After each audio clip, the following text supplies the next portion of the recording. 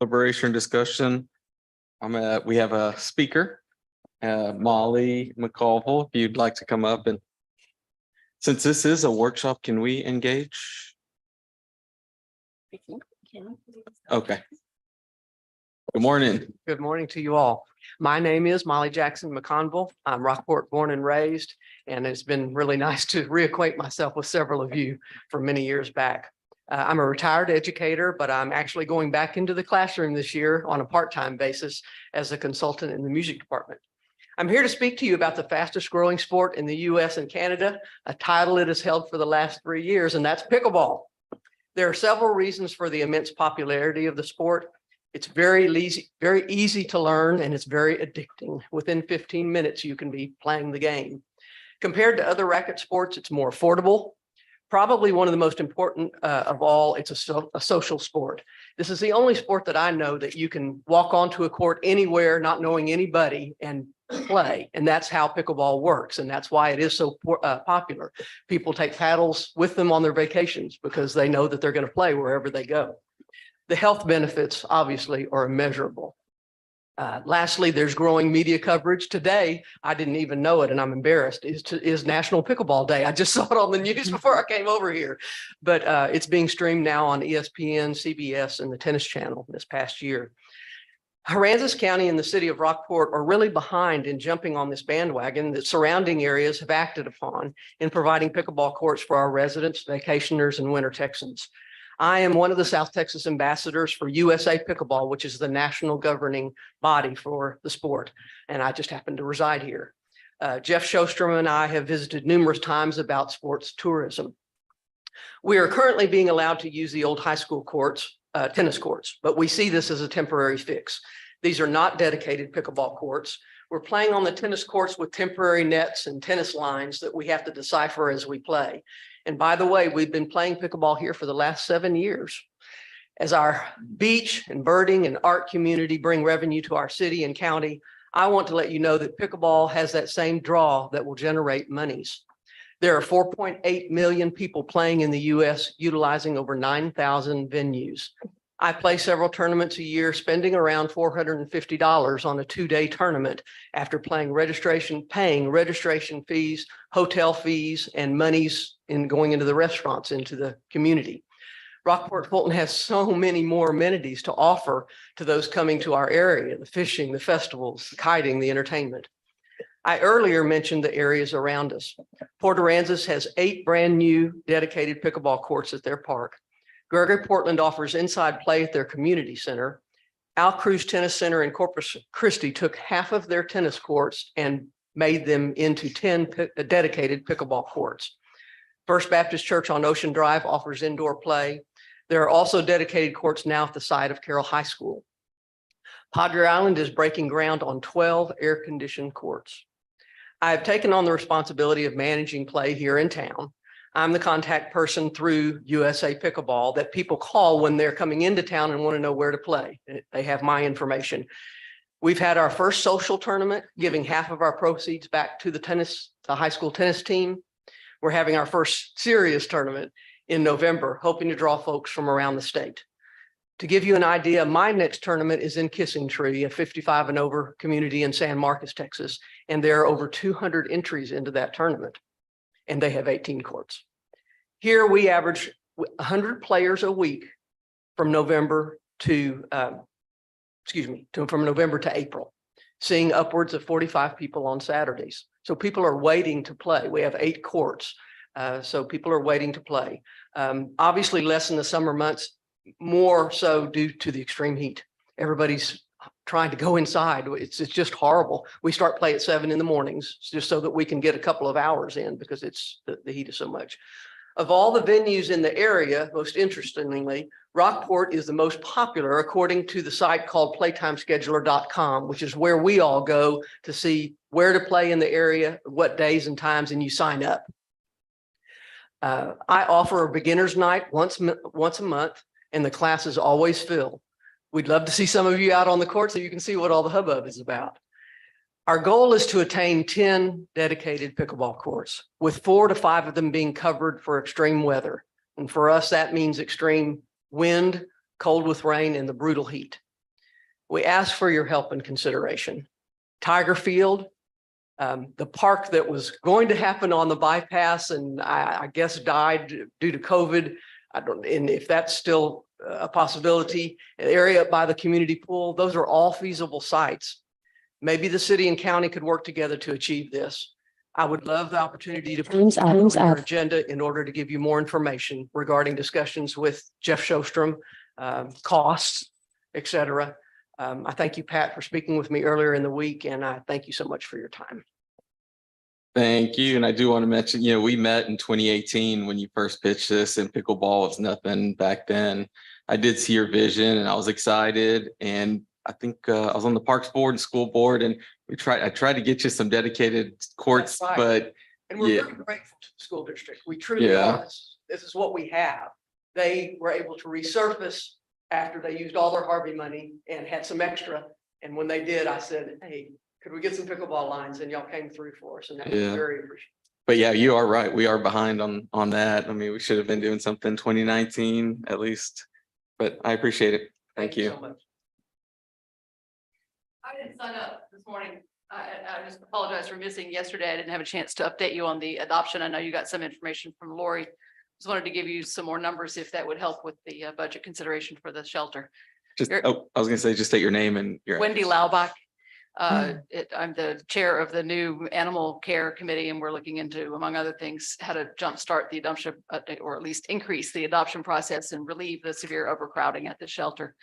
This weekend's event was pretty successful, given that it was our very first one and undertaken on very short notice under emergency conditions. Part of the purpose of it was to really get the word out to the community and try to get some public awareness raised. And I think it did well in that respect.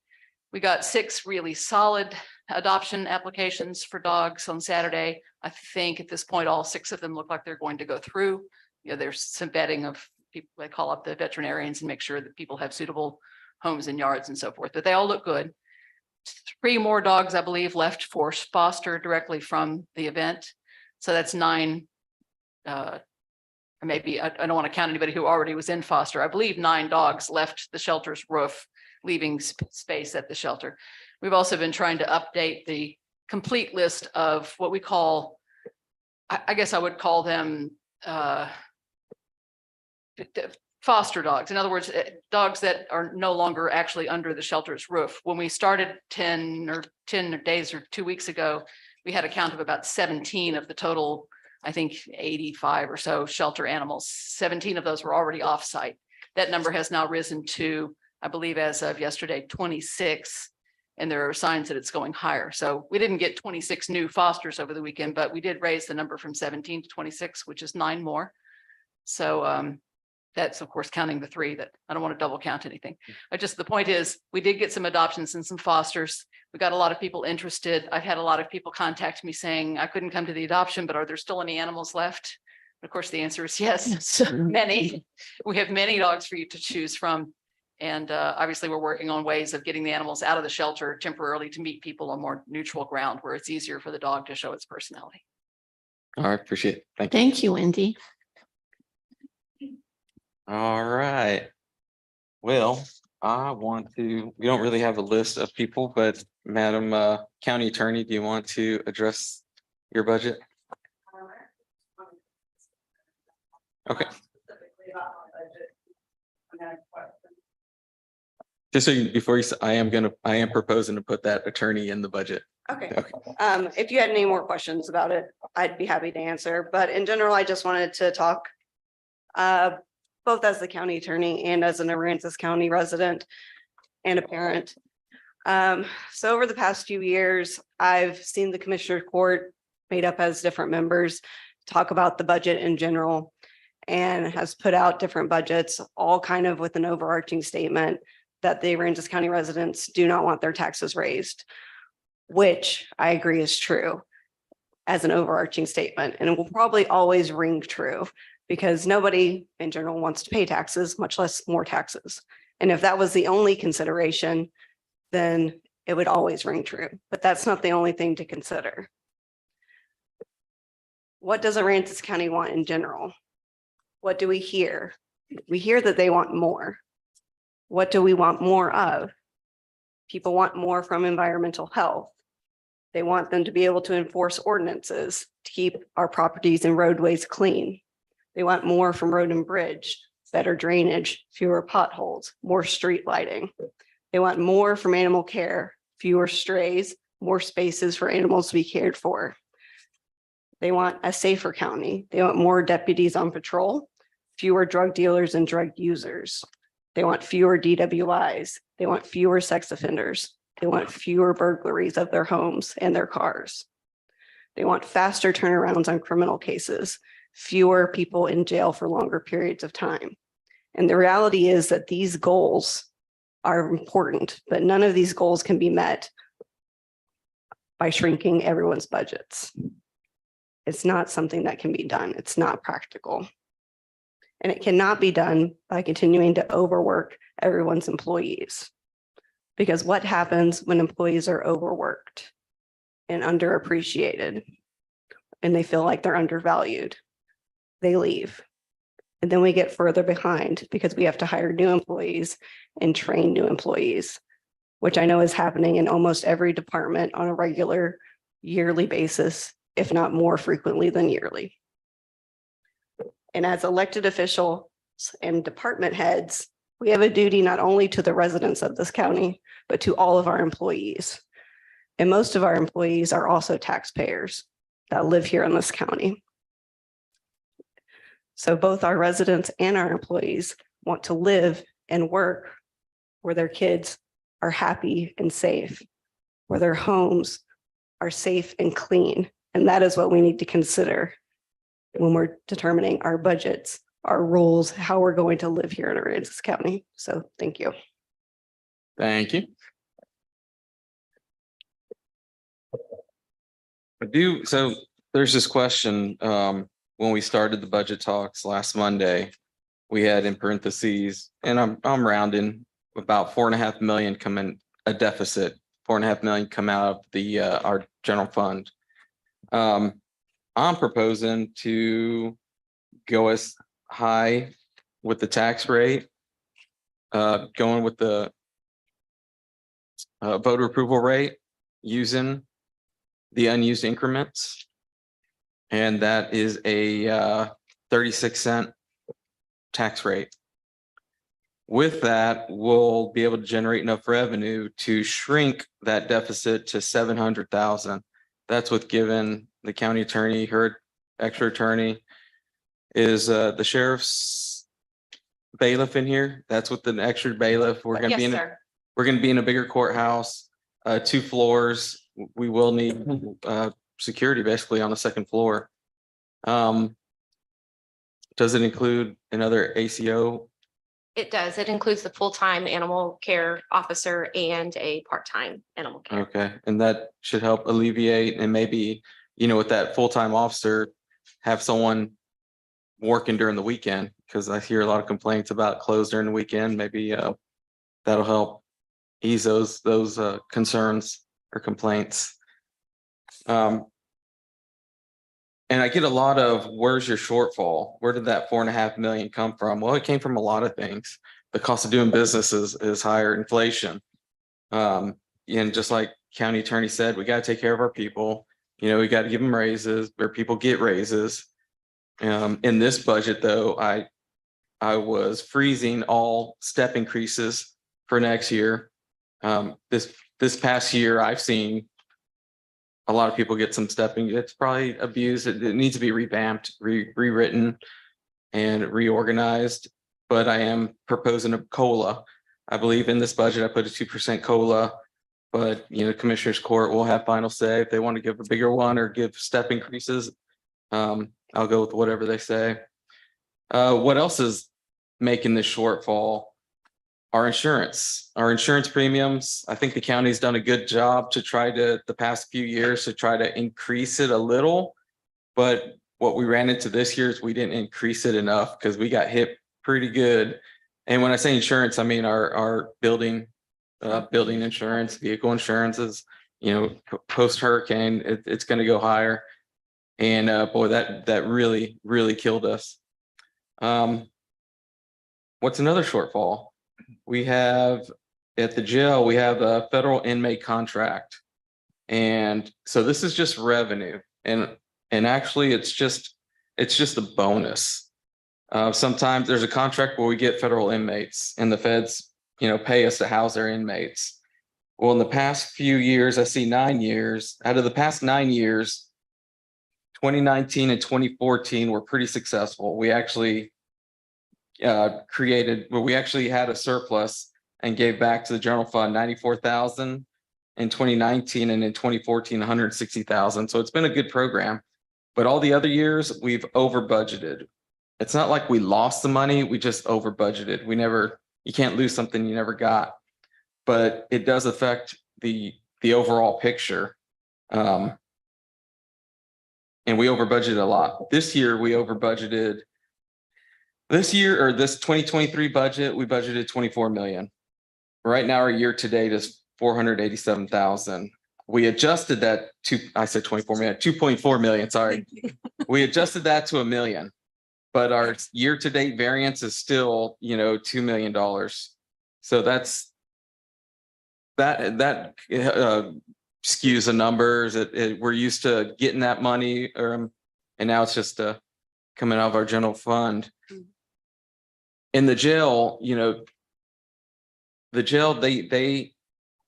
their overhead doesn't change. Whether you have 1 inmate or 190 inmates, you still got to be fully staffed. You still got to have food available. You still got to pay the light bills. So that, you can't really, just because we're not getting that, in my belief is you can't really cut their budget. You can't really cut their staff. And I'm still looking for other reasons why our budget kind of got out of hand.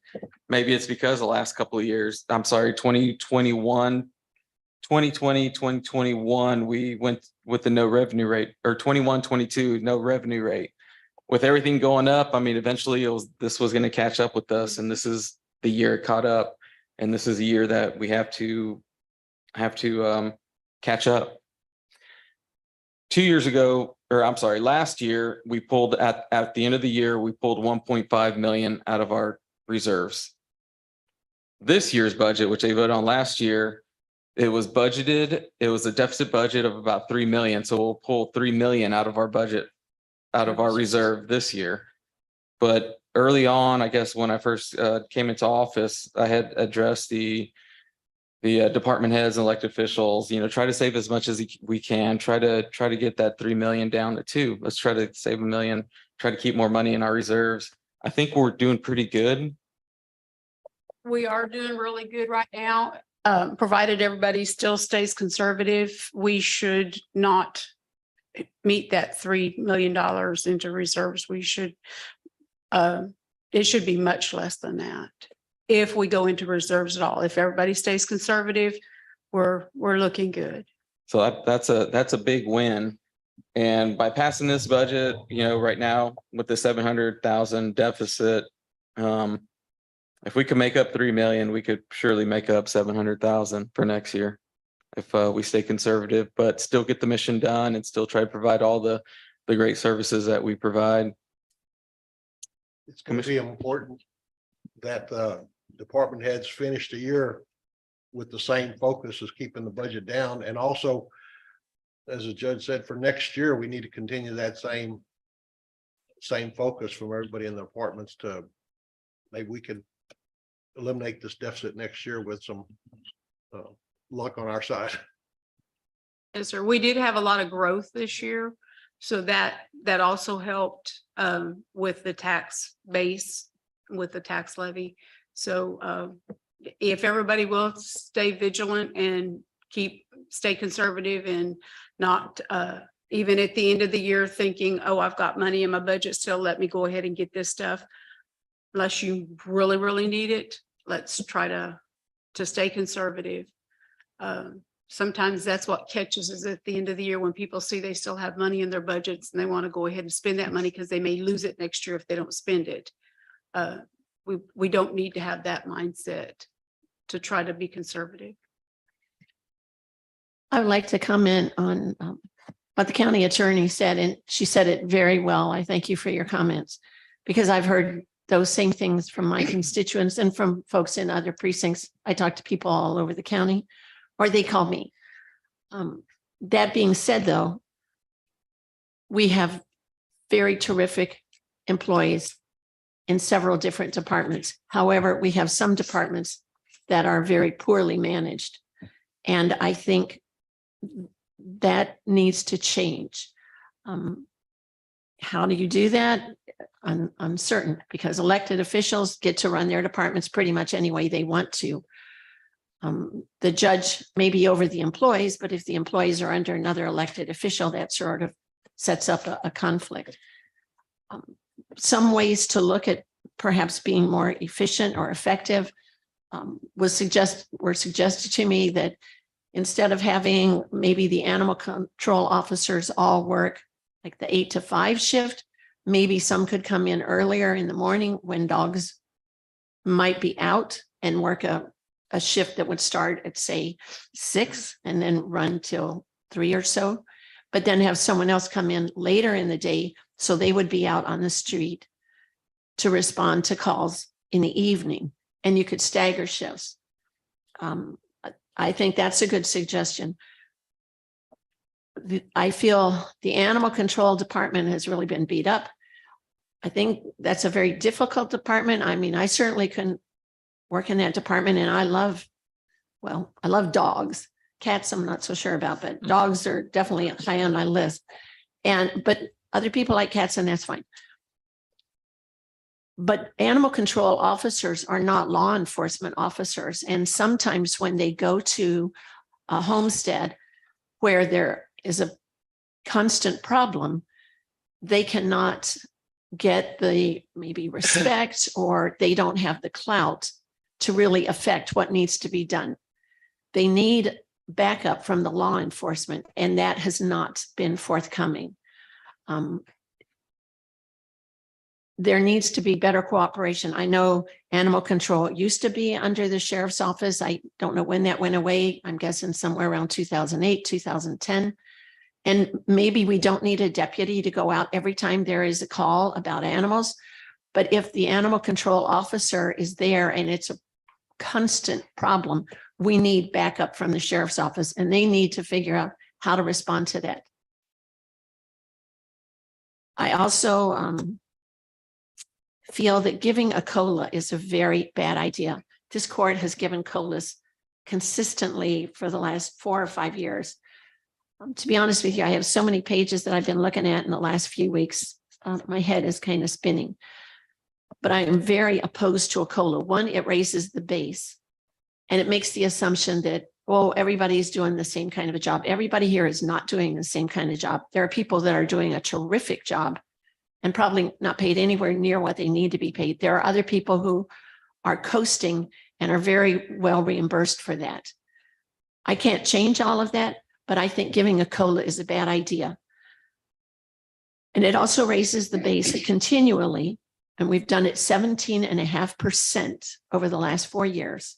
So this will make it almost 20% over the last 5 years. I don't think anybody in this community who is not working for the county is seeing that kind of a pay raise in their salary, in their paycheck. So what I have suggested to the judge last Friday is that we remove that COLA, but we put back a 1-step increase possibility for the departments. Now, some are thinking, oh, well, everybody will go in and give a 1-step increase. Not necessarily. There are some departments that don't give step increases no matter what. But at least if there is a step increase, it's tied to a performance evaluation with markers that show the merit of what that one person's work was and why they deserve to get a step increase. And I think that would be a much better message to send to our employees, that we want to recognize the ones who are doing a good job and not just go across the board with a COLA.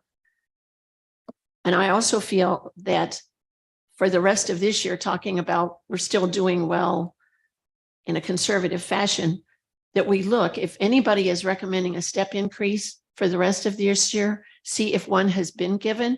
And if there have already been step increases given to that person this year, they don't get any more, because that has been a terrific area of abuse.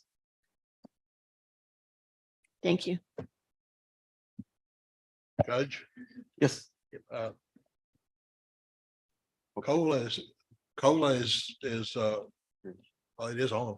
Oh, it is? Oh, okay. COLA is a cost of living allowance. I mean, it's not necessarily tied to the employee's performance. It's an adjustment to their, to their cost of living. And by the same token, that's where step increases come in. If the employees are doing something above their normal skill set, or their skill set is improved, that's where the step increases come. So we're not allowing step increases this year, which I understand, trying to get the budget in. But I think a cost of living allowance is prudent for one thing. I know everybody's cost has gone up, no matter who it is. We have a chronic issue in this county of losing employees because they have to have money just like everybody's live. And our county is actually, when you look at the cost of living in this county, it's higher than most counties in the coastal bend. And skilled employees, I know several departments have lost employees that had real good skill sets because they can go make double the money if they want to, just by driving 30 miles or less. And we have to keep that in mind. And I think the COLA, even though it's I consider it a small amount, it's showing the employees we do appreciate them and we want them and we appreciate their loyalty. And I also think one of the things is, speaking of COLAs, I know initially the thing was not to have department heads receive COLAs. And I'm fine with elected officials not getting it. But the thing is, we've asked department heads to manage their budgets and cut expenses and continue doing the rest of the year. And next year, that's going to be expected of them also, for us to get where we need to get as a county into our revenue stream and expense stream. It's a tendency of employees saying, what's in it for me? We're asking, department heads to do all this, and what's their financial gain? They need to have some incentive also, and I think that's an important thing to consider. Thank you, Madam I Attorney. think one of the things that is regularly left out of budget discussions is that every time the legislature meets, we get an unfunded mandate that they send us something to do, whether it's furnishing indigent attorneys or whatever, and it just is a continual deal. I don't think, as long as I've been here, you rarely ever see that, but it's a much bigger deal than what people think. And I know this past year, I asked Jackie to start trying to label in the budget the departments and things that are put on us by the state. And when you go through the budget and start seeing that, it's an eye opener. And the average person, I think, doesn't realize how much we're told to provide and spend. And I just think that's a big thing. The COLA thing, I think the jury's still out on me when we get through the budget. I'll make up my mind. Go ahead. No, I just want to make sure whenever you're making your considerations that you know that COLAs by definition are not performance-based. Period. They're only cost of living, so you shouldn't not be taking into consideration whether or not you think some people might be deserving of a COLA or not. COLAs are only for cost of living, and I think everyone in general can understand that everyone's cost of living, groceries, rent has gone up. Whether or not you deem it appropriate to give everyone a COLA is obviously up to you. But that's the sole purpose of a COLA, is just for cost of living. I don't Thank think if you give a COLA, you have the option to pick and choose. Oh, no. No, you don't. Because it's not intended ever to be performance-based. That's just for the step increases. We'll add And everybody. So you're saying you want to Yeah, add go ahead and department add. heads also? Yes, ma'am. Elected official? I wasn't concerned about that. I just wanted to make Okay. sure, I'm asking for clarification, to make Right. sure department heads, we can do that. well, We'll show you real time what it's gonna do. The elected officials, they're employees actually. And, you know, even though they're elected, they're not hired by HR, they're hired by the people. And they, you know, they have certain things that they need to do and and everything is not performance based. So I don't think that if we decide to give a COLA, that it should be based on the position or who you are. I think it needs to be based on whether or not you're an employee of the body. And the other thing too, everybody knows that inflation has just gone out of sight. I bought gas last night at $3.65 a gallon.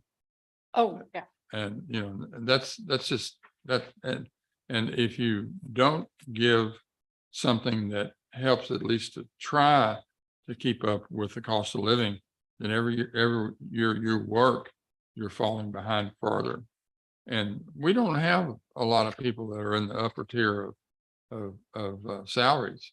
I mean, we don't. You know, I think commissioners make, you know, less than 25,000 a year, and that's fine because as everybody has said, we're not in this for the pay, we're in this for the service.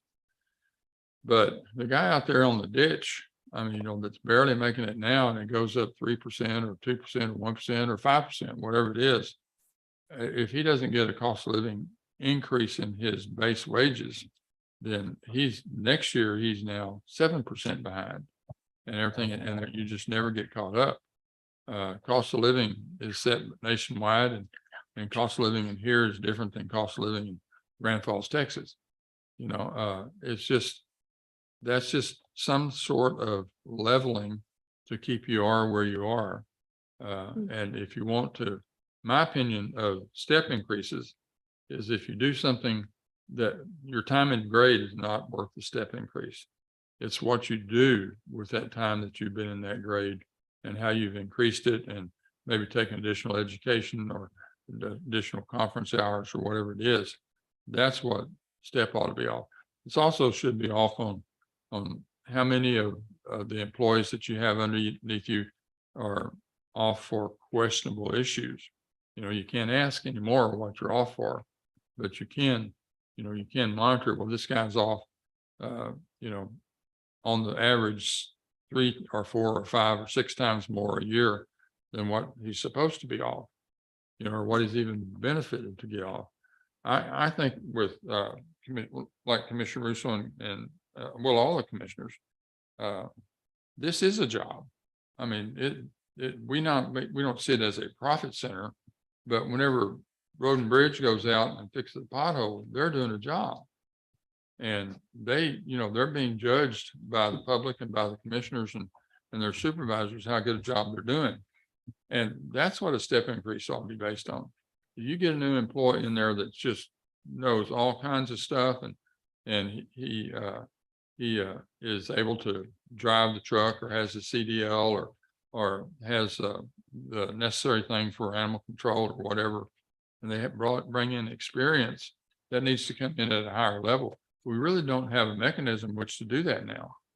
We need to look at our employee base all around, because if we save the taxpayer money, we may be costing the people that do the work that causes that to be of value to lose money. So I'm very much in favor of COLA, but I'm very much in favor of doing some job by job analysis. You know, one thing we've got here in Rockport that everybody else has, we've got time. You know, we work 8, 10, 12 hours a day, and sometime during that year, we should be able to sit down with our supervisor. Our supervisors need to sit down with their supervisors and talk about, are we meeting the goals of the county? Well, I have driven all over this country, and so has everybody up here. And I'll lay odds that there's not any counties down here with our resources that does a better job than what our employees do. But we're not great. We still need to work on it. Madam District Clerk here, she has people in there that you don't go in there and see people sitting around. Rarely do you go in there and see people sitting around. You go in there and you look and see, well, there's people missing. Well, they're all over the place. And, you know, the auditor and and the treasurer and the road and bridge and animal control and everybody that and the library. My gracious, when's the last time you went into the library and saw somebody frustrated? I've been going to that thing for 20 years. And every time I go in there, they're smiling and they're talking to you and they're trying to help you and everything. You know, they need to be looked at to see if there's anything we can do for them that is not monetary. And if there's anything that they're doing that deserves a monetary raise. You know, they need to be looked at. We have our greatest resource in this county that works for this county. And we don't visit with them as much as we do the, HEB guy. I think that's just a problem that we need to work on. And I think if we work on that, it's probably not going to help us financially any great deal, but we'll keep people. And that is important. Thank you. If you'll notice on the screen, Tana did enter the 2% for the department heads. It increased by $16,000. We can check and see what it is with elected officials. If you'd like to add that in, it's just a matter of sticking one number in and just looking. And if you choose not to, then we can take it out. Go ahead and put it in. Madam District Clerk. Hi, Pam Hurd, District Clerk. I was just going to mention about a COLA. If you give it to one, I believe you should give it to all. I can tell you at this point, I have 2 deputies who live out of county because I couldn't find affordable housing here. One of those makes almost the same salary that I do. If you don't give a COLA across the board, elected officials, department heads, and the employees, it's just going to continue. I just happen to have been here for 23 years. And there's been many years that we didn't get a COLA. That's the only way that elected officials make any more money. And we have to live here too. We have to pay our bills too. So my request would be that if you're going to give a COLA, do the whole COLA. And I can live with that. If you decide not to give a COLA for the whole county, I can live with that too. But I'm just asking you to, think about what a COLA is actually for. It's for cost of living. And we all bear that, everybody in the county. Thank you. Thank you. And that number is $33,000 over employees only. And that would be with everyone getting the COLA, elected officials, department heads, and employees. So what would be the total, Jackie? The total on the budget. Well, I'm just looking at the change in unreserved fund balance is what I'm looking at. Mhm. And it just increased it by $33,000. So you're looking at $33,000 additional to give everyone the COLA elected. And what is the COLA proposed for this year? 2% is what we have put in. Can you tell me how much our percentage wise our insurance health benefits are going up? Yes, sir. So health insurance, it differs across the board with employee coverage only increased by 33%. Others carrying family, children, spouses is up 6%. But the 33% was on what total? Wasn't it on $40? $45 to $60. And that figure had remained the same for 5 years. Or more.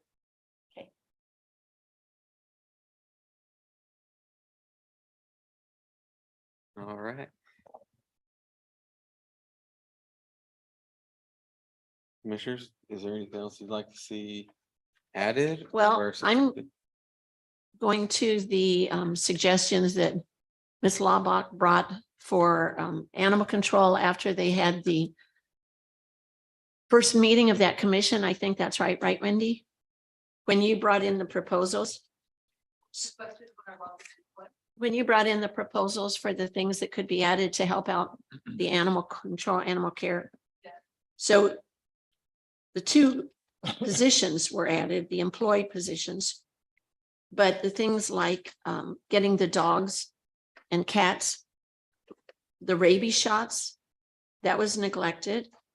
The fact that they might want to do an industrial shop vac, which would eliminate a lot of the concern of the spread of parvovirus and other things when they have a hard time cleaning up.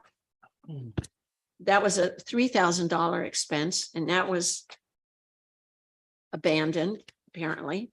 The fact that they asked to put in a small door that would allow personnel to come and go without putting up a garage-sized door that then really hurts the AC system. And the door was going to be 7,000. None of that was attended to. And I think those are some critical issues. Commissioner Russo, the door has already been put in by It was, public facilities. Yes, ma'am. okay, A last minute change in that budget was the door was done and they substituted instead a mini split to help with the AC issue. okay. About this, almost the same cost. So the shop vac and the rabies shots, were they put in? No, ma'am, not at this time. How about the truck? They're The gonna need truck The has. trucks The are. truck is in. Yeah. It was pretty clear after we put together that wish list that the money wouldn't be there to cover everything. And we're obviously going to have to figure out how to raise private funds. Currently, a lot of the vaccinations and practically, basically all of the neuterings, maybe not all of the neuterings, all the neuterings that aren't closely associated with a current adoption are covered by the public. And we're going to have to keep getting them covered by the public and simply ramp up the fundraising activity. But covered by the amounts. public through donations, Through not volunteer, covered by the voluntarians, public yes. through the taxes. Exactly. I shouldn't say public. I Right. should say private donations essentially from the part of this community that is just willing to fork over money to solve the problem. It would be lovely if the taxpayers could solve it. But I don't think that's happening this year. And what the taxpayer, what the public can't really solve, what the private donations can't really solve is things like needing to hire another officer or two or getting these guys a truck. There are other ways to address the vaccination and neutering. As much as I want to see those funded, especially maybe next year, if it can't be done this year, there are grants and we have other avenues we can pursue. Okay, that's good to know.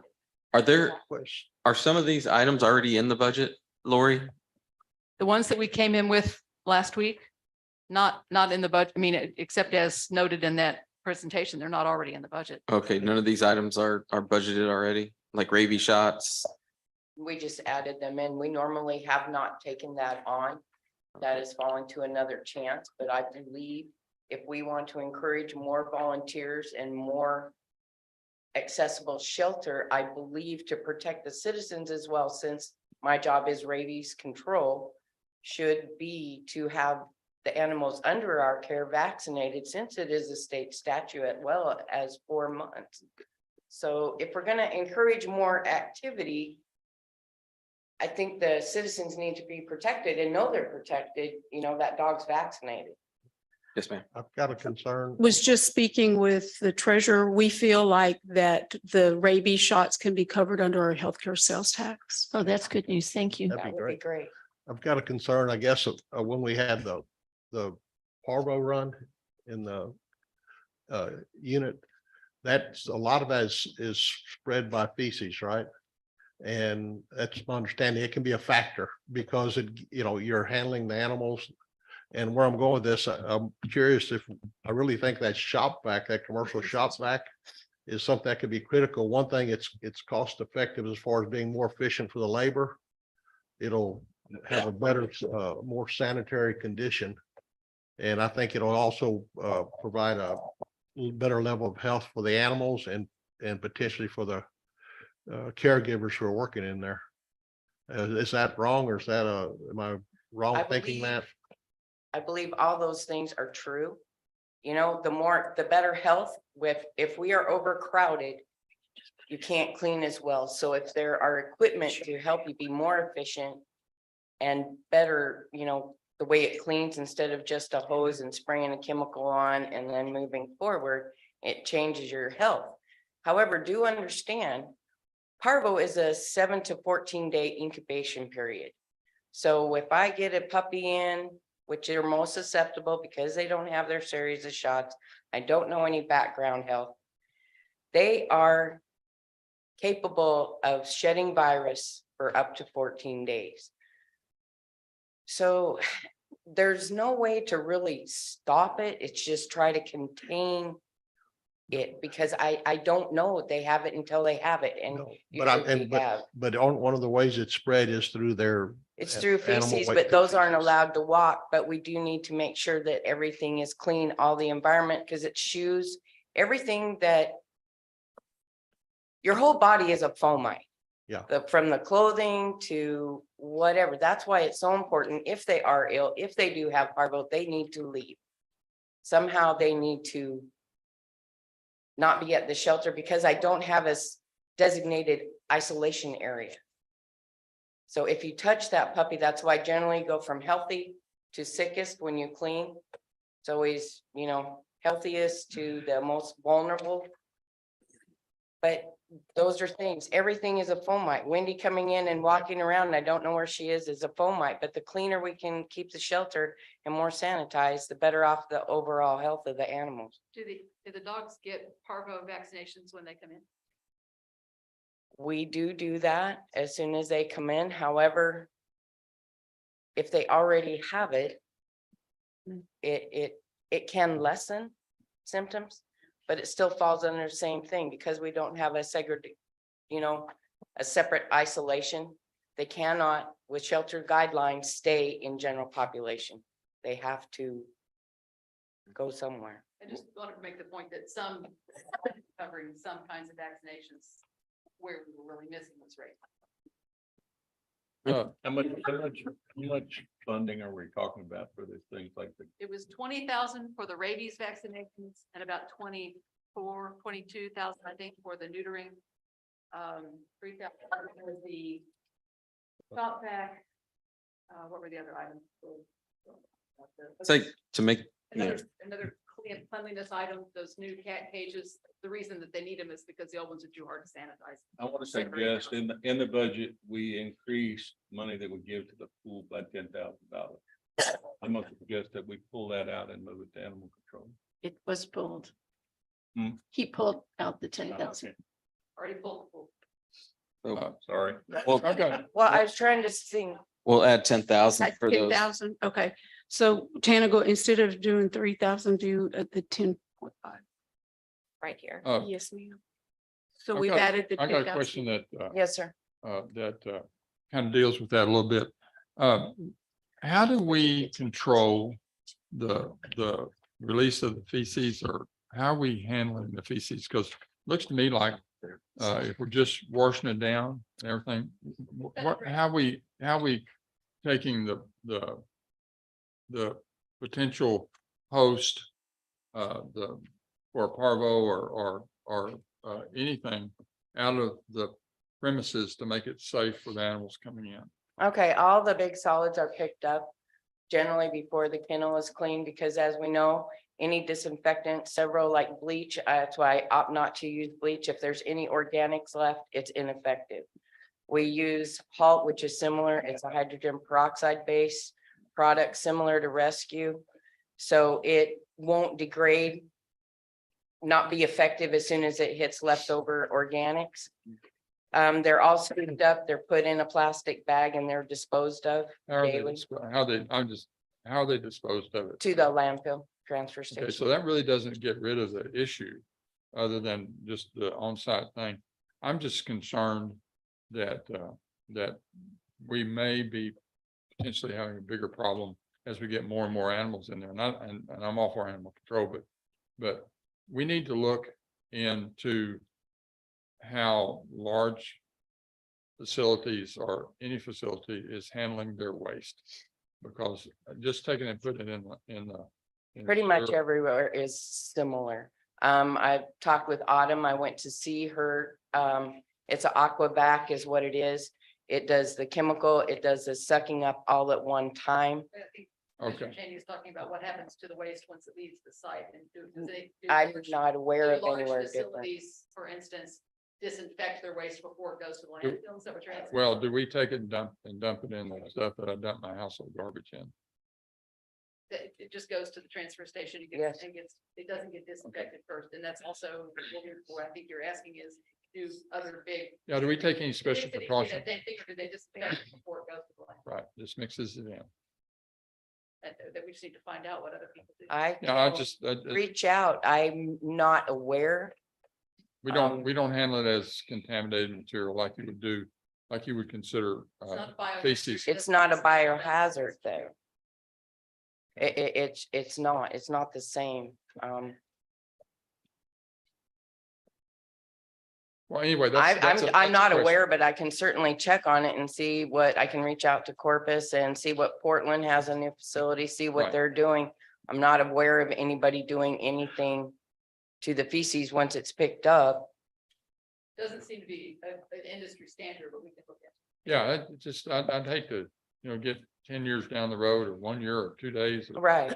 16, whatever, down the road and suddenly we have an outbreak of. You realize that back when this county used to euthanize it on a large scale and what other cities still do? Waste, heck, they're sending thousands of carcasses to landfills. Those don't get treated like medical waste. They're just dumped. Which would be actually more a concern to me Yeah. because they contain phenobarbital, which we know the life, I mean, I know the life of it and how long it lasts in the ground. So to me, that's a worse, I don't know what you're talking about. When they euthanize. when you animals, euthanize an use blood. animal, you use the drug phenobarbital, sodium phenobarbital. Okay. Okay, it has a lifespan, like half-life, like any other chemical that it lasts in the ground. Mhm. That's where the Green Bones Act actually, that you weren't supposed to bury stuff in the ground Okay. because of Okay. water table, it Yeah, would get in the water level. We used Okay. to send 4,000 pounds of animal carcasses to the landfill monthly. That's Okay. the scale of the disposal. problem. Aransas County, Houston. Aransas County, this small county, that was the scale of dog dumping Mhm. back when we euthanized routinely. quickly. You said That's what we 4,000 would be returning to. 4,000 pounds a month.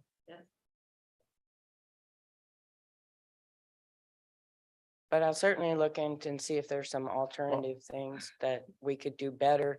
It's just, I can't predict who's going to have it when No, of course not. they come in, when they come in and do the best we can.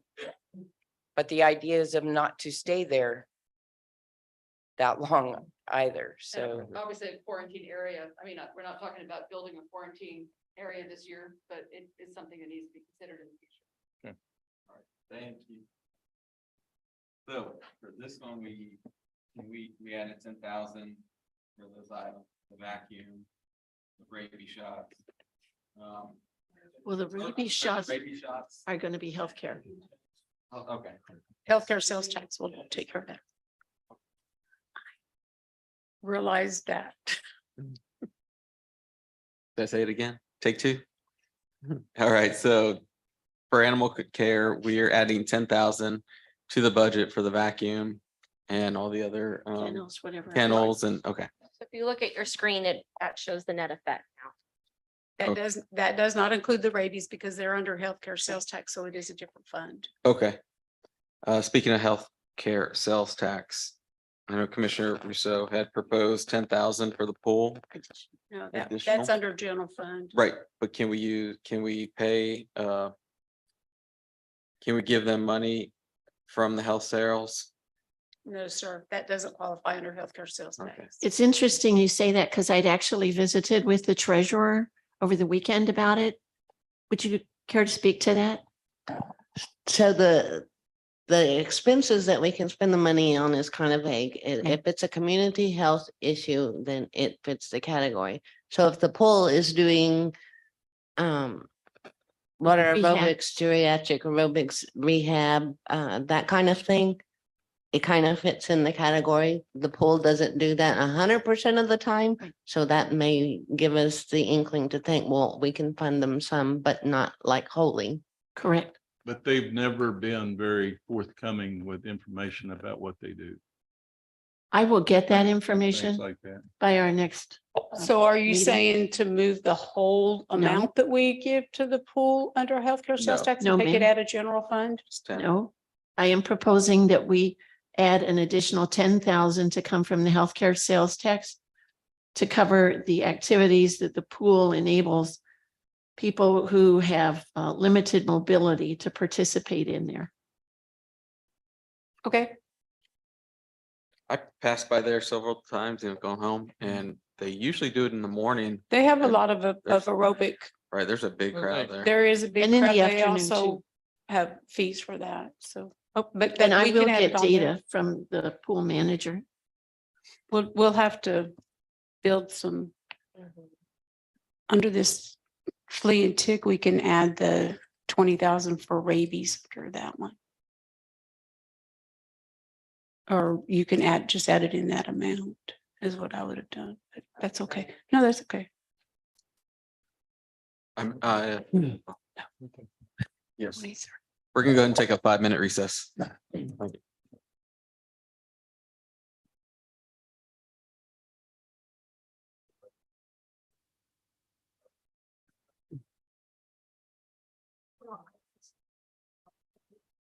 Want to propose that we put and talk to Kelly Cole. And one of the things that I've had some people pushing me for is us to start helping with the falls and calls.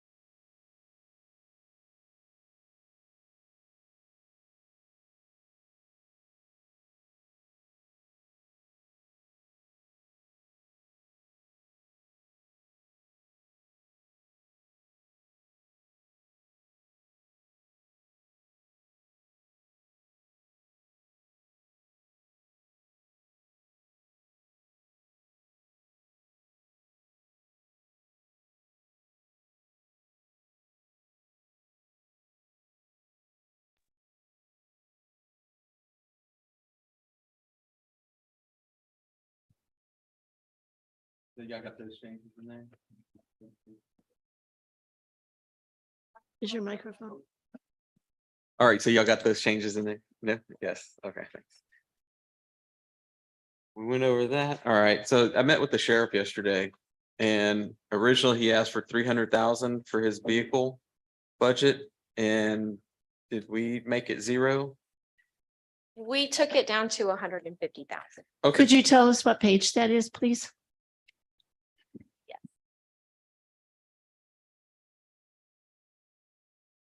That is page 31.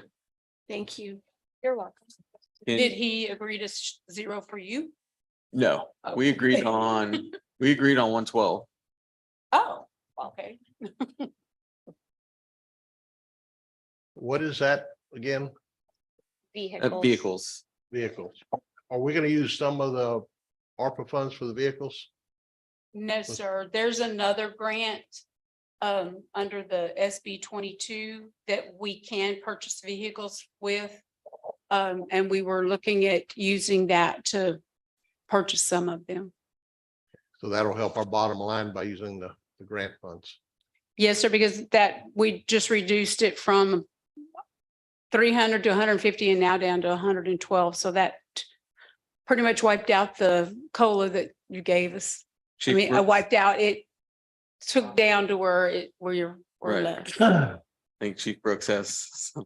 As far as I was aware of 150, we were basically cutting it in half due to the grant, because I mean, you can't supplant your budget with a grant. Right. And if we're gonna cut that, it would be half, and hopefully we'll get 150, which is not even a guarantee on that. So 112 would be maybe 2 vehicles.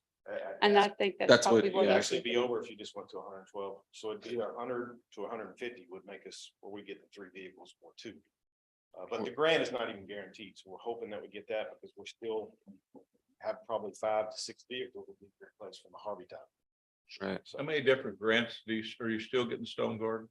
Stone Garden, we still get that, but that is, the Overtime? vehicles that are used in that have to be used Yeah, no. 50/50. Half on the grant can be used, half for regular. At a minimum.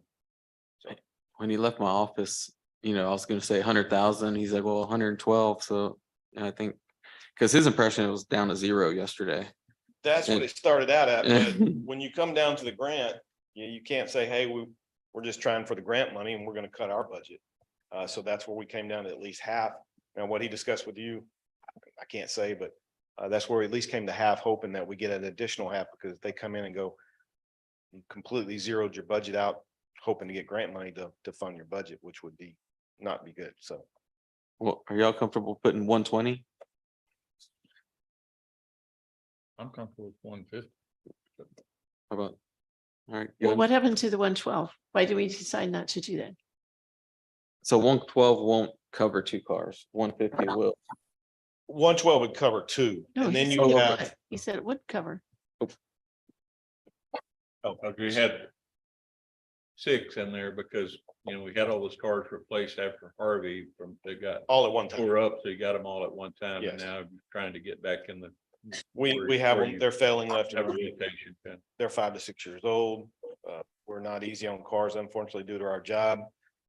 So they're starting to fail pretty quickly now at this age. Commissioner, if I may, Yes, sure. the 112, if we go back in the budget pre-Harvey, we were budgeting 112 to 130. I did not want to submit a grant application for SB 22 that would paint an impression that we were cooking the books and supplanting the whole budget. But I feel like if we at least can take the position that we're doing what we used to do before Harvey, we're still in a hardship. I'd be comfortable with an application asking for the 350,000, which is what we'd be eligible for in our county size. But that's not a guaranteed deal. We haven't seen the application form or the questions yet. We won't see that till January.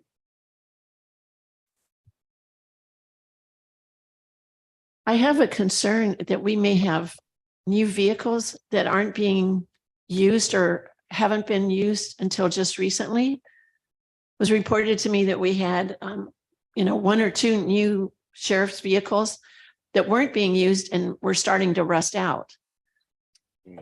Don't know where you're. Here, but we use all the vehicles we have now. We might be referring to a Stone Garden vehicle. And unfortunately, we do get Stone Garden vehicles that I set aside because we need to get these other ones that we have that are there. We need those used up so we can trade them in and get a new vehicle on the next Stone Garden purchase. But we're using all our vehicles currently. Matter of fact, that I'm pretty running short on vehicles when the new ones or the old ones break. I'm having to put people in Stone Garden units. I'm having to put them 2 in a car at a time. So I mean, I'm using everything I've got right now. Thank you. So pre-Harvey, we were budgeting 130. I think when I look back at 2014 and 15, yes, sir, that was the figure.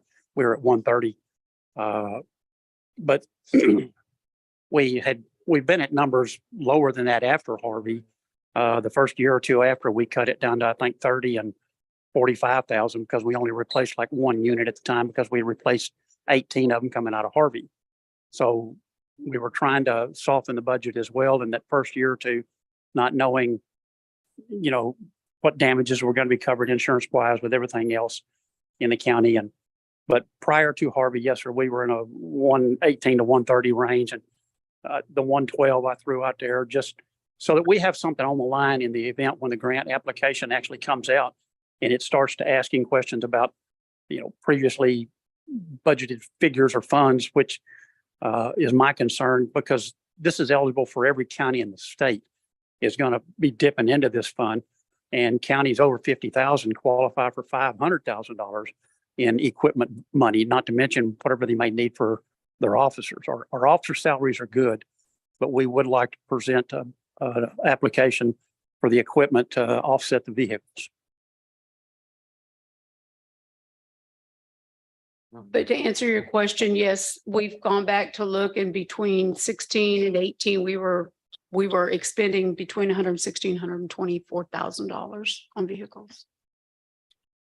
Are y'all comfortable with me putting 140? Let's put 140. Because if we get the application and we get the 350,000, we can meet our total objective and not dip into the other. But I just don't want to present an application from the county that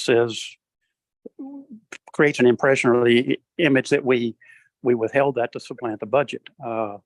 Not going there. I think in the past, Go ahead, sir. I remember talking about on the grant applications that if they find out that you're buying cars that you normally budget, that can cause you to lose a grant. Yes, sir. That's correct. Commissioner Russo, when you asked about vehicles that were rusting out, I believe I know what you're referring to. There are 3 vehicles sitting across from our sheriff's office. That one, the motor is blown in. The second one, the radiator or the water pump is almost cut a hole through the block, which would cause water to get into your motor, which would seize it up. That is a trade-in vehicle. And the other truck is a Stone Garden vehicle as well that has a rod knocking. So instead of continuing to drive those, I'm waiting till we can trade those in. The car that has the water pump issue, that one will be traded in this year. It's sitting across the road so that we don't blow the motor up before we trade it in.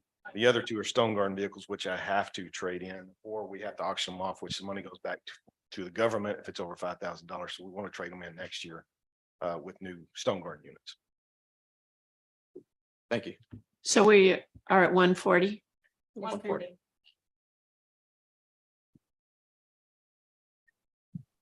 All right, thank you. County clerk in here? Yes. Oh, yeah. Let's go over yours. So I reduced your shelves. What page? Oh, I got it. I don't know what page What it is. page, please? 10. Thank you. So we're gonna be in the new courthouse. We're gonna need things that were not budgeted, including that are shelving. And county clerk requested, is it 200,000 for shelving? It's 157 for the high density shelving. There was other things that are needed as well. 157? Yes, sir. Originally, it was $207,000. That was for all furniture, not just the high density shelves. Oh, okay. We reduced that to 120. We Is did that- go to 120, I did not look at the list, so we figured that for the high density shelves only, we did not include the amount that was the additional tables and furniture he was requesting, so There are going to be other items needed to function in the new office that we do not have here, that was destroyed in Harvey. And the reason we don't have it here is because we don't have our records here. But there are things that we must provide to people to view those records in person by law. So it is not just the high density rolling shelving. As far as the high density rolling shelving, I have the representative from the company coming in this Thursday. He is going to come in, remeasure everything, because when he did the original bid, he did it for the space, not the current needs. So he's coming in this Thursday and is going to reassess it for current needs. And I should have those numbers to you within 2 weeks. So what is the amount for the other furniture that was not the shelving that you had included in the initial 207,850? Time to pull that piece of paper. I would say it'd be approximately $50,000. Correct. That's about right, yes. And it was, all of that is in the original budget that I gave y'all in our first meeting in June. Yes, Or sorry, sorry, I take the pages out and replace them with the newest pages when I get them. So, but you're saying about 50,000, Yes, ma'am. Jackie? So what you're indicating is you believe that figure needs to be 170,000? yes, ma'am. One of the items that is in that is window coverings. One of the laws is that we have to protect our records from UV light. And my office has 10 windows in it that must be covered with room darkening curtains. There's that fee. I have to have a place to store mats and plats and blueprints. The list goes on and on and on, and I'll be happy to send all of that to you after this meeting is finished. Those windows aren't UV protected? They are not going to protect Okay. our records from sunlight, even if they have UV protection. Okay. So are we going to increase that? You want to increase that to 170? Another 50,000? I mean, we're gonna have the same problem in the district clerks. I think it's necessary that we, whatever we do in areas of records is really important. That, It's, and we got, and this is the first time only shot at getting it right to start with. it's more than important, it's law. That's important. That's important. And again, you know, what's driving this deficit? There's a lot of purchases here that we don't have prior years. But all right, 170. And they're one-time purchases. I mean, we Right. won't see the need for this next year. And I believe we went through all the changes. The moving moving expenses. Was that still an estimate or did we get a number? It back? is an estimate. I'm Okay. not sure what the total is with what we already have in contingency. It puts it, and the $75,000, that puts us at $100,000. I don't believe we paid that much when we moved into this building, and they had to move from several different offices. So That move to this building did not include all of my records, which is extensive. All right. Madam District Clerk, good morning. Good morning, Pam Hurd, District Clerk. There was one more thing that I wanted to bring up that I don't think is addressed anywhere. I visited with the auditors about it a little while ago because I didn't want to blindside anybody. And it may be that we need a contingency fund for juries when we have to go somewhere other than the new courthouse to pick a jury. None of the courtrooms will hold 100 people. And for any of the aggravated felonies or murder aggravated felonies, we're going to probably need more than what we have chairs for. So when that happens, we sometimes will be able to use the community building. But the community is also using that building, which is the whole idea of it. I don't know, yesterday, if you remember Jennifer Day mentioning the Smithsonian exhibit is expected to go into that building, and that's going to be 6 weeks, which means we wouldn't be able to use it for a jury for that length of time. The point being, we're going to have to figure out somewhere else to go, and I don't know where that's going to be. I'm also going to mention, this is not in my budget. This is, I don't even know where it's going to go. It's going to be split across, I'm sure. Because anytime we have to move, IT is going to have to be involved. The sheriff's department in moving people that are in custody and safety for the courtroom. It's going to be extra expense and I have no idea. I don't even know where we're going to be able to go. So, or what that would cost. But I think it's a good idea to have a contingency plan in place in case we need to. I think it would be unwise to not plan for some of that. I thought we were getting a new software that was going to eliminate some of the initial expenses of calling a jury. Yes, ma'am. But it has nothing to do with the number of people that we need. In other words, the district courtroom, I honestly can't tell you how many chairs there's going to be in there. They planned 18 inches per seat, which is too small.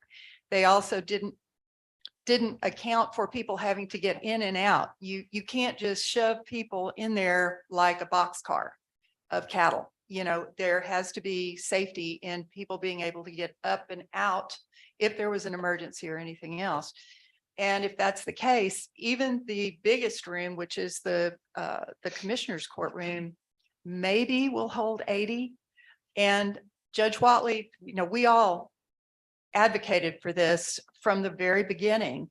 And I have an email in front of me back in 2020 where Judge Whatley was answering me on something else and also reminded me that the architects were told at least 2 different times that they were going to need 100 to 120 jurors. And there's no place in the courthouse that is going to reflect that. Our last jury, we had, I think, 130 people respond to their summons, which is a great. But what the new program is going to do is cut down on the excess people that have to show up. Right. Anyway, so that's, it's just something I wanted to bring to the court's attention. I don't think we should forget about it. Because it's important. Oh, the other people that are going to be involved is maintenance. Because for wherever we have to go, chairs are going to have to be set up in a certain arrangement. And they're going to be the ones stuck unless there's somebody else that's going to be able to have to move all the stuff. So it's whenever we have to do it, and I'm guessing it's probably going to be a third of the time at least. Probably half of our felonies are aggravated or murder. Probably half. So You're anyway, saying just, third of the time, we're gonna have to find an excess courtroom space. I believe so. Yes, sir.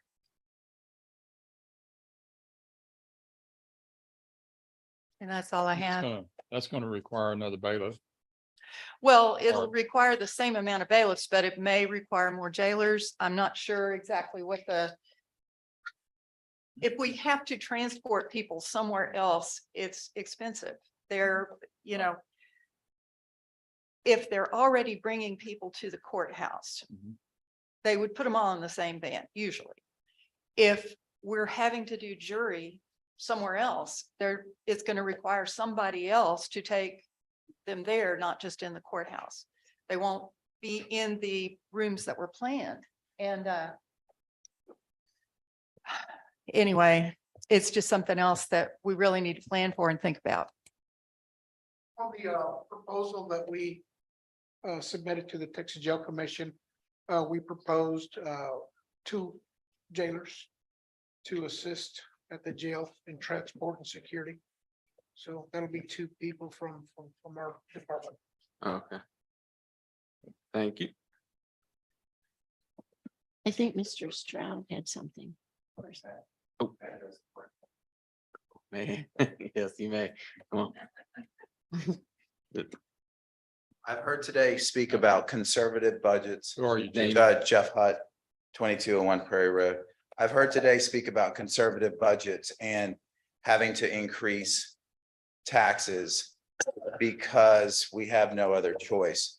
The people of Aransas County are good conservative Americans, patriots. They're not so concerned about paying taxes for the sake of paying taxes, but they know that every time you give the government a dollar, it takes it away from the private industry. It gives the government more power. It's about a principle, and that's what it's opposed to. But if you look at our budgets, it's not because of inflation, it's because of mismanagement. The county's attorney's office is a perfect example. Originally, it cost the county about $250,000, but all of a sudden the commissioners court decided that it's better that we give our county attorney, district attorney privileges, and that's going to lower our budget. That hasn't happened. The county attorney's office is up near about $1 million of our budget every year. Maybe we should go back to the state and say, hey, we were wrong. Let's go back to the way we were before. Also, every year we've been budgeting revenues for the federal inmate fund that hasn't come through. In 2020, it was 300,000 revenue that we didn't get. In 2021, it was 675,000. In 2022, it was 1.25 million. This past year, it was 1.5 million. That's just not money that it's like, okay, we didn't get it. What do we do? We have expenses budgeted against that. Every year, y'all have had to pull money out of reserves to fill this. And this courthouse is another example. We're having to spend more money for a courthouse, not because we didn't have a third story. And I want everybody to know this, the third story would not have helped us out any. We're having to spend money because our county clerk is stuck with windows. There's been no forethought.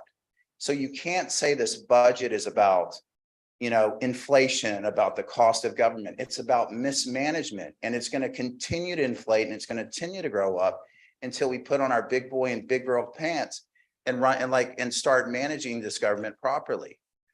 But thank you for your time, Judge, and I appreciate it. Thanks. I spoke to, Yeah. I was gonna say, Mr. Stroud. and could you tell me what page his budget is on, please? Elections. Thank you. So I have some good news, I guess. I did hear Commissioner Russo's comments at the last budget workshop. I listened to those recordings, and I have redone some numbers, and I'm okay with dropping my conference association dues by 3,000, which should be only a $500 increase from this year's budget. Thank you, Mr. Stroud. Thank you. Thank you, Kevin. Do you have any other questions for me? No, I just want to stress for the record that the huge increase in your department for office supplies is due to the thermal paper that's part of the unfunded mandate that the state legislature has rammed down the county throats and budgets. So you are doing a good job there. Thank you. You just had that assigned to you. Mhm. Thank you. And thank you, Commissioner, for pointing that out. Mr. Reed. Good morning. Good morning. Morning. Can you hear me? Yep. It is hard for Road and Bridge to keep good people. It's hard to find good people. I don't have the budget to pay them what they're worth. They work hard. They work in all the elements. They were outside at 95 degrees and 95% humidity. And almost everybody I hire takes a pay cut to come work for the county. I mean, that's just the way it is. We try to explain the benefits of the county, and there are some good benefits. There's health care, and there's holidays, and there's a set working time. They're not working on Saturdays or Sundays much.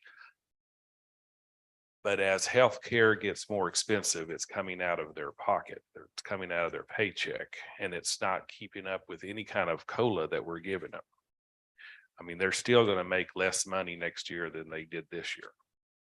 And I've got positions that I still have to fill, and I can't find the people to fill them with. And this is not making things easier.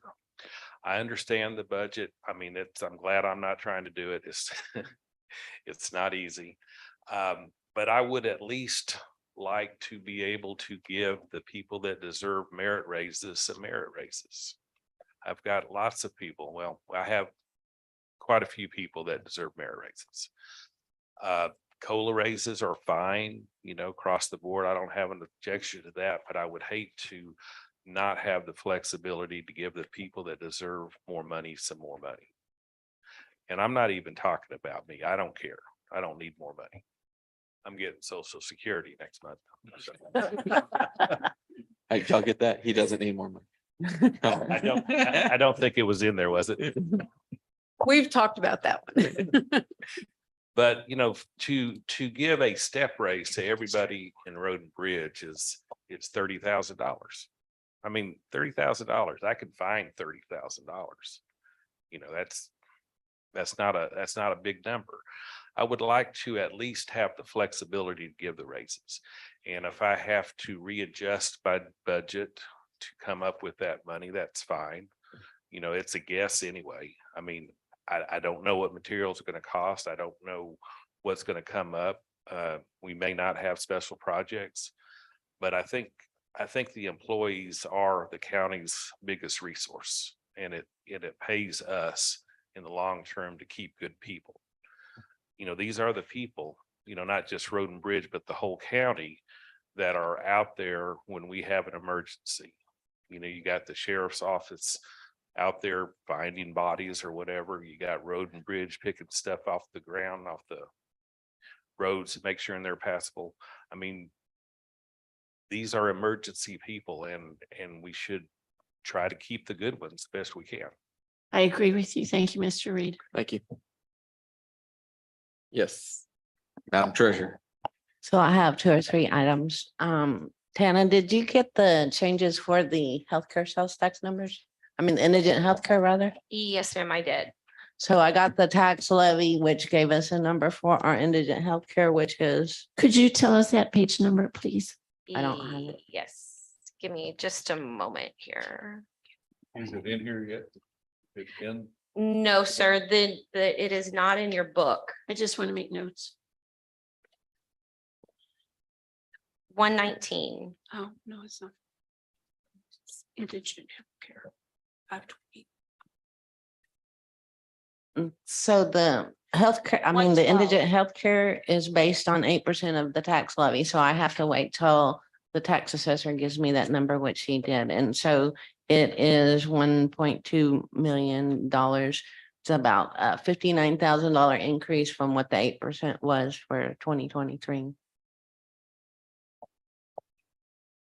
Now, do we spend all that money? No, and it's not part of the general fund, so. That's the 8% that we set aside. So on this sheet, and I understand there may be more recent calculations, so proposed from what I'm seeing is for 2024, 1,211,241. Did that change Yes. to what? 1,270,199. Okay.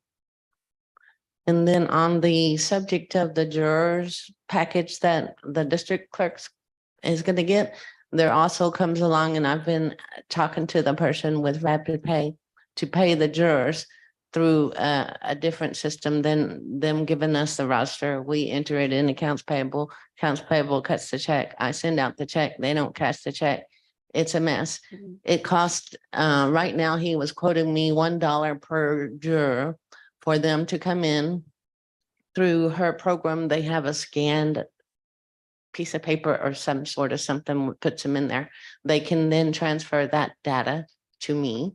I send it to these people. They put it on the people's pay card and it's done.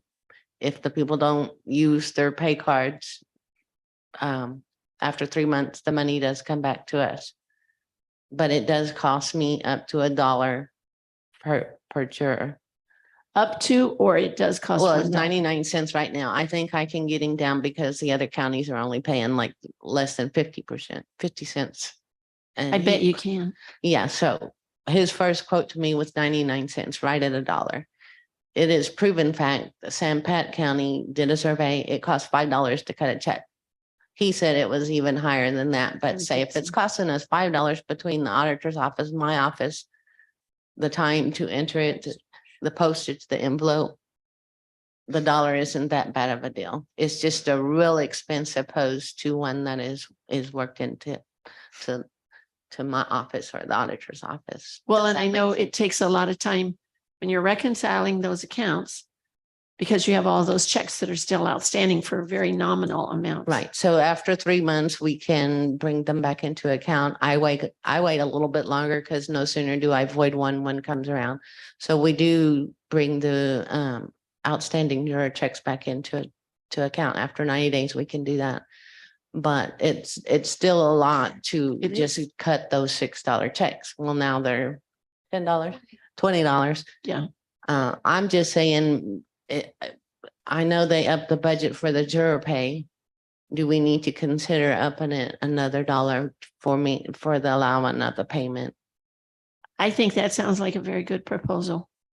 To do it that way, to have them with the pay cards, and then after, you said 3 months, if they don't use the pay card, Right. it returns to the county. Right, and I'm going to double verify that the agreement he first gave me didn't state that in enough word for me to make sure that it was clear. So I still have some work to do on the contract, but it goes along with the program that they're getting.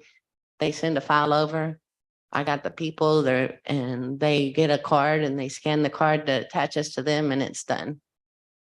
This company puts the money on the card and then it's done. I think it sounds like a great idea. And even if we don't do that, her program was still gonna help me as far as getting a file to me that I may not have to type in everybody's name and address and either pay cash or still do the checks. So I do have several options. Thank you. And then to weigh in on the COLA or the step increase. I agree with everything that everybody says. I agree that people need raises and all that, but we are in a situation which I think if we don't tackle it now and make some kind of a start on doing better management wise, looking at what people are paid for each position. We've got people way up here and we got people way down here. We've got one chief deputy of one department making $30,000 than my chief deputy. So I think we're completely gone crazy on the differences. Salary is the only place that you are going to be conservative and save money. I know we need people. Right now, I have a position open and I'm just using this for example. I haven't had a vacation since 2019. And so when you ask departments to be conservative, this is how you have to be. I'm taking on the brunt until, to get the job done. And I don't get any more money. I work Saturdays, I work Sundays, no vacation. Everybody else that is the high paid, they're getting their vacation time. They get to go to doctor's appointments. I don't know if department heads really know what it means to crack down and be conservative. Because, oh, I need this, I need this, I need this.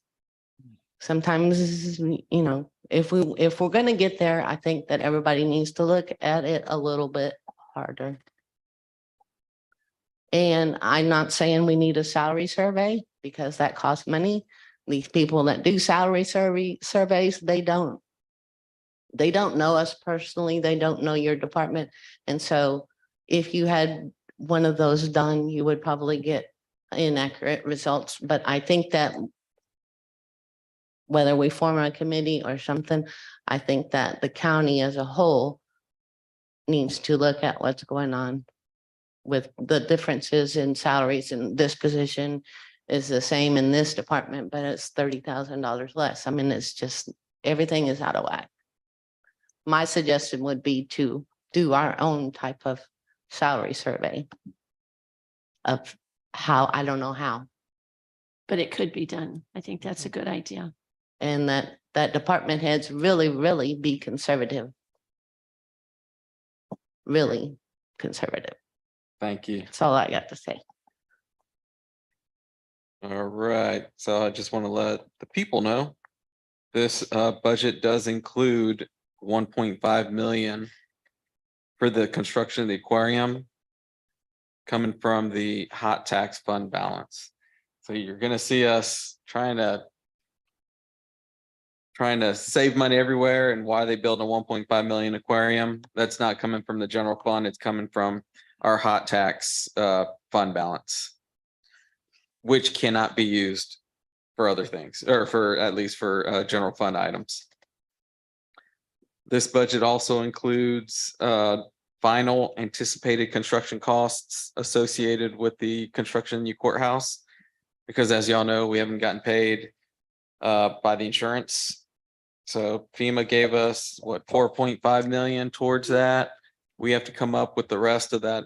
So 5.5 or 5 million. FEMA's currently giving us about 4.5 million, 0.8, something like that. Once we finish, if insurance is not paying anything, they will come back and give us another 3.8 million, I believe is what it is. Okay. And then we have to come up with the difference on it, which is right at $3 million. Oh, okay. Is that the reason on page 89, the downtown anchor courthouse fund summary? Because that changed by $5 million? Yes, ma'am. So the anticipation, when we initially had 9 million on there, was 5 from insurance? Mhm. And then 4 from FEMA? Maybe? I mean, I don't know. I just made a note for myself to ask. I believe that we were anticipating the 9 million from FEMA. We already got almost 5 million of it. So I did reduce that down to the 4 million that we do anticipate that we get if we do not receive our insurance prior to completion of the building. If we do, then we will not get that. We will probably end up having to pay FEMA back what they've given us. Well, if we get the insurance money, I'd be glad to pay FEMA back. Ditto, me too. But you're saying at the end of this, we're still gonna pay 3 million. We're still out gonna of have to pocket. be paid about 3 million out of pocket Oh. until we Insurance. receive insurance Right. proceeds. But if we never do, we're 3 million out of pocket for the courthouse. Yes, sir. And I guess that's it. I mean, unless commissioners have anything else. Did you plug in the numbers for the new transfer station? Anticipated revenue? Yes, Okay. yes, did. In all actuality, it wasn't a whole lot different than what we already had put in there. Okay. So we had already anticipated some increases and part of that was in there.